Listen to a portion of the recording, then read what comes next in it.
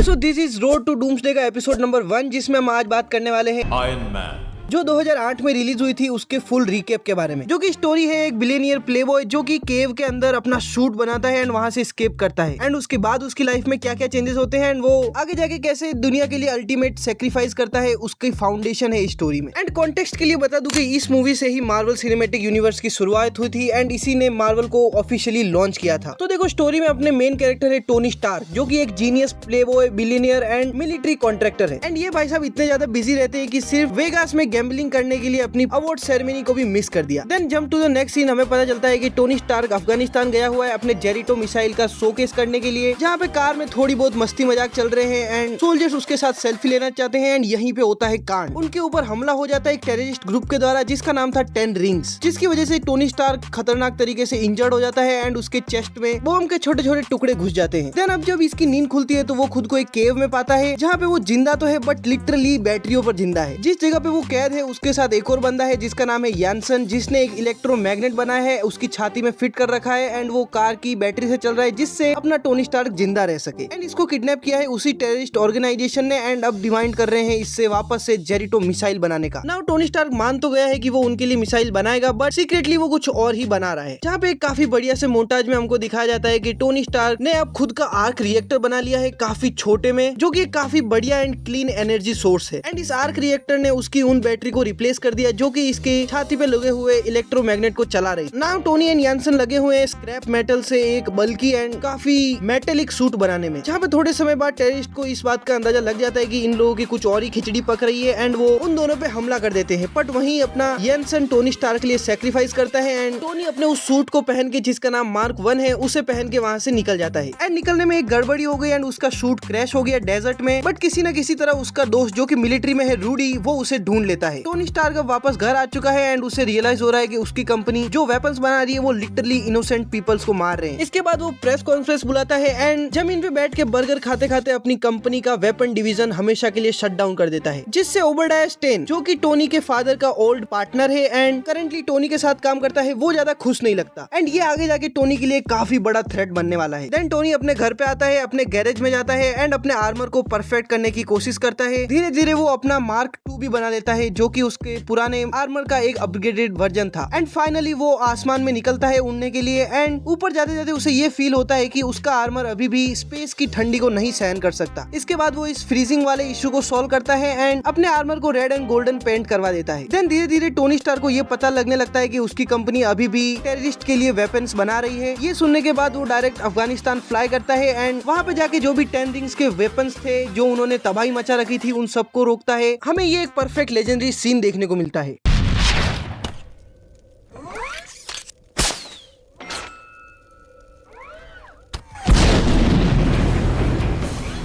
And जब Tony Stark वापस अपने घर जा रहा था तो उसे बीच में मिलते हैं यूएस एयर फोर्स, जिन्होंने अपने जेट्स भेजे हुए थे आसमान में उस फ्लाइंग ऑब्जेक्ट्स को ढूंढने के लिए जो कि अपना टोनी स्टार्क ही था। देन लेटर टोनी रोडी को फोन करता है एंड उसे बताता है कि वो मैं ही हूँ एंड इसे बताने में थोड़ा सा देर हो जाती है, जहाँ पे टोनी गलती से एक जेट को डैमेज कर देता है बट पायलट को किसी तरह बचा लेता है एंड इस तरह वो अपनी आयरन मैन की आइडेंटिटी अपने दोस्त रोडी के साथ शेयर कर देता है। नाउ दूसरी तरफ पेपर पॉट्स जो कि टोनी की ही सेक्रेटरी है एंड मूवी में उसके साथ हमको टोनी का थोड़ा बहुत लव एंगल भी देखने को मिला है। उसे पता चलता है कि ओबेडाया स्टेन ही वो बिट्रेयर है जो कंपनी को धोखा दे रहा है एंड टेररिस्ट को वेपन्स बेच रहा है। एंड तभी उसको ये भी पता चलता है कि जो टोनी की किडनैपिंग हुई थी उसके पीछे भी ओबेडाया स्टेन का ही हाथ था। ना ओबेडाया स्टेन टोनी की तरह ही खुद का एक आयरन सूट बना रहा है बट काफी ज्यादा जायंट एंड मैसिव, जिसके लिए चाहिए उसे एक पावर सोर्स जो कि सिर्फ अपना टोनी स्टार्क ही बना सकता है। नामुमकिन है। टोनी स्टार्क ने इसे एक गुफा के अंदर बनाया था, कचरों के टुकड़ों से बनाया। माफी चाहता हूं पर